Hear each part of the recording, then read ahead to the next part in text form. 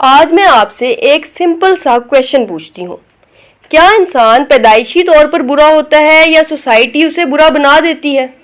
Hobbs ने कहा था इंसान सेल्फिश है, लॉक ने कहा इंसान रीजनेबल है, लेकिन एक फिलोसोफर ऐसा आया जिसने कहा नहीं, इंसान फितरतन अच्छा पैदा होता है, सोसाइटी उसे बिगाड़ देती है। ये फिलोसोफर था जीन जैक्स रूसो। रूसो का जन्म 1712 में गनेवा स्विट्जरलैंड में हुआ।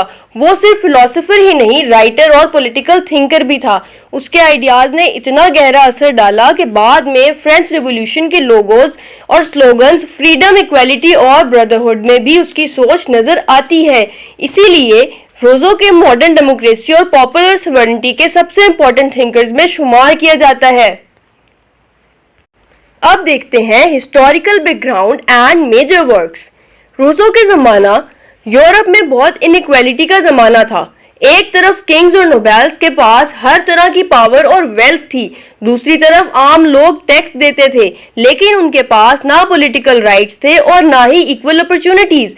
रूसो ने ये सब देखा और एक बहुत इंपॉर्टेंट सवाल उठाया, आखिर सोसाइटी में इतनी इनइक्वालिटी क्यों है? उसका मानना था कि प्रॉब्लम इंसान की फितरत में नहीं बल्कि सोसाइटी के इंस्टीट्यूशंस में है। उसकी सबसे फेमस किताब द सोशल कॉन्ट्रैक्ट है।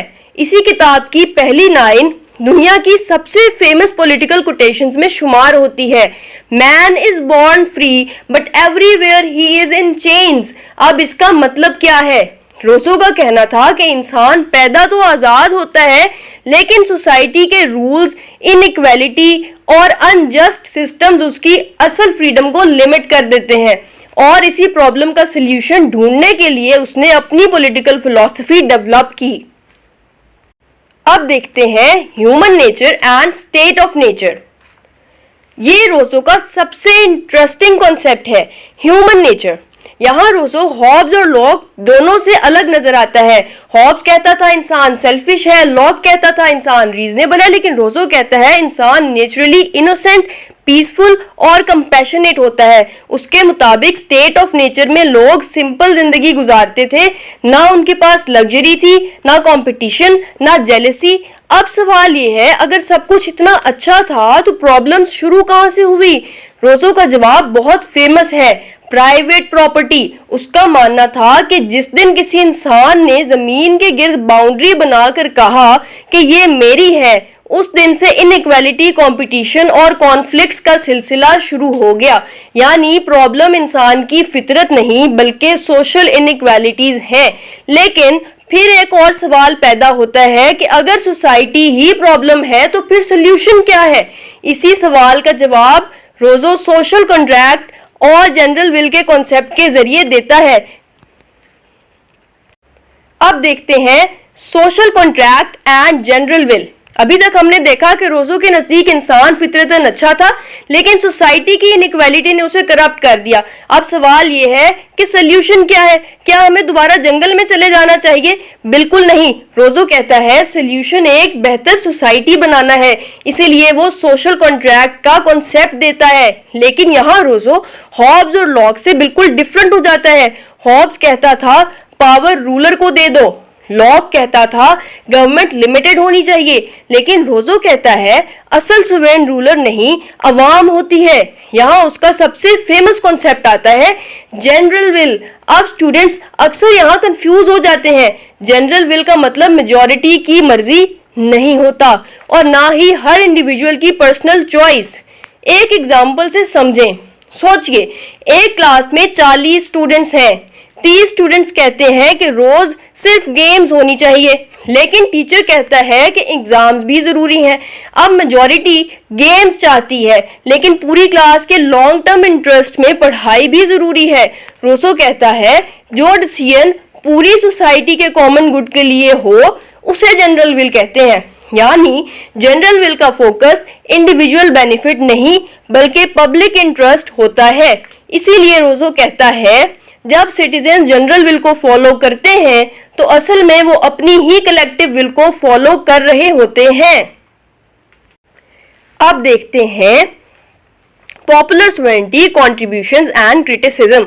रोजो का दूसरा बहुत इंपॉर्टेंट कॉन्सेप्ट है पॉपुलर सॉवरेनिटी। इसका मतलब है अल्टीमेट पावर किसी किंग या पार्लियामेंट की नहीं बल्कि अवाम की होती है।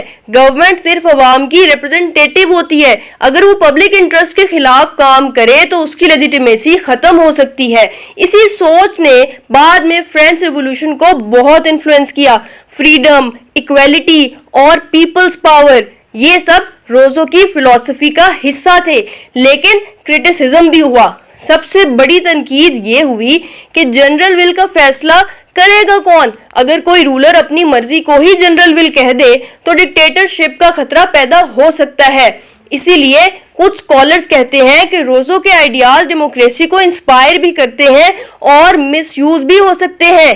यानी उसकी थ्योरी पावरफुल भी है और चैलेंजिंग भी। अब देखें modern relevance, conclusion and my personal view. अब सवाल यह है, क्या रोजो आज भी रेलेवेंट है? जवाब है बिल्कुल। आज जब हम democracy, public participation, voting, equality और वेलफेयर स्टेट की बात करते हैं तो रोजो की फिलॉसफी हर जगह नजर आती है। अगर हॉब्स ने सिक्योरिटी की इंपॉर्टेंस बताई, लॉक ने राइट्स की इंपॉर्टेंस बताई, तो रोजो ने हमें बताया कि गवर्नमेंट की असल ताकत लोगों की कलेक्टिव विल से आती है। इसी वजह से उसे मॉडर्न डेमोक्रेटिक थॉट का एक बुनियादी फिलोसोफर माना जाता है। जी, तो हमारा आज का लेक्चर खत्म हो चुका है। अब आ जाते हैं मेरे पर्सनल व्यू की तरफ। रोजो की बात करूं तो मुझे उसका सबसे खूबसूरत आइडिया ये लगता है कि सोसाइटी का असली मकसद सिर्फ पावरफुल लोगों को मजबूत बनाना नहीं बल्कि हर फर्द को डिग्निटी और इक्वल अपॉर्चुनिटी देना है। हाँ, जनरल विल का कॉन्सेप्ट प्रैक्टिकल लेवल पर कभी कभी मुश्किल लगता है क्योंकि हर सोसाइटी में लोगों की ओपिनियंस मुख्तलिफ होती हैं, लेकिन रोजो हमें ये जरूर सिखाता है कि किसी भी स्टेट का असल फोकस सिर्फ रूलर्स का फायदा नहीं बल्कि कॉमन गुड होना चाहिए। और मेरे ख्याल में ये बात आज भी उतनी ही रेलेवेंट है जितनी 250 साल पहले थी। अब तक हमने Plato, Aristotle, Machiavelli, Hobbes, Locke और रोजो को समझ लिया है, लेकिन अब हम मिलेंगे एक ऐसे फिलोसोफर से जिसने पॉलिटिक्स को इकोनॉमिक्स के साथ जोड़ दिया और कहा अब तक की तमाम हिस्ट्री क्लास स्ट्रगल की हिस्ट्री है। जी हाँ, अगला लेक्चर होगा कार्ल मार्क्स पर। हम समझेंगे कैपिटलिज्म, क्लास स्ट्रगल और कम्युनिज्म के असल कॉन्सेप्ट्स को बिल्कुल सिंपल और कॉन्सेप्चुअल तरीके से।